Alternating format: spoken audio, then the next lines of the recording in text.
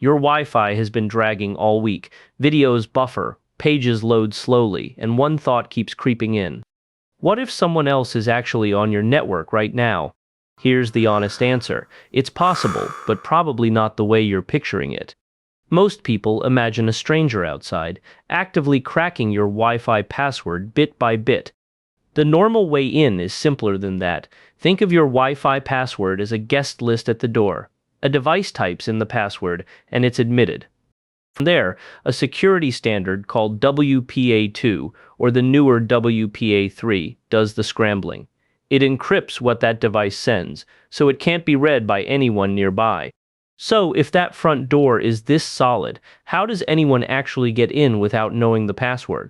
Usually through a side door most people don't even know is there. It's called WPS, and think of it as a shortcut code next to the same door. WPS is a quick connect feature with two modes. A physical button press is the safer one, since it needs someone standing right at your router. The riskier mode swaps in a short PIN instead of the full password, and that short code is the actual weak point. Some routers let a program guess that PIN over and over without ever locking it out. On a router like that, every possible PIN can be guessed in just a few hours. It doesn't matter how strong your real Wi-Fi password is, cracking that PIN reveals the password too. The other common gap isn't a technical trick at all, it's simply a weak Wi-Fi password. One that's easy to guess, one reused from another account, or one handed out to so many guests over the years. It's basically public by now. Here's how to check who's actually using your Wi-Fi right now.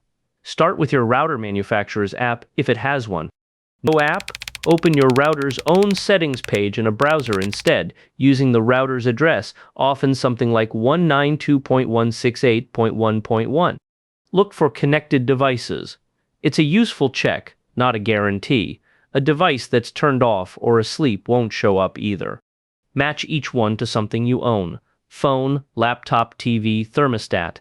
If a name looks unfamiliar, try turning that device off for a moment and see if it drops from the list.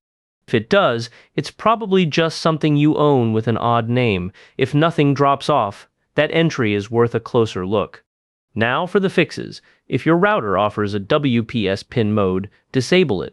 If there's no separate control for just the PIN, turn off WPS entirely instead. Then set a long, unique Wi-Fi password, one you haven't reused anywhere else, and share it sparingly from here on. If your router offers a separate guest network, use it for visitors and for smart home gadgets like cameras or speakers instead of your real password. Turn on device isolation too, if it's offered. It keeps those guest devices from reaching your main network. So, can a stranger get on your Wi-Fi without you noticing? Technically, yes, but not by cracking WPA2 or WPA3 encryption itself. The usual route is a vulnerable WPS PIN or a weak overshared Wi-Fi password. Close those two gaps and your network is about as locked as it gets.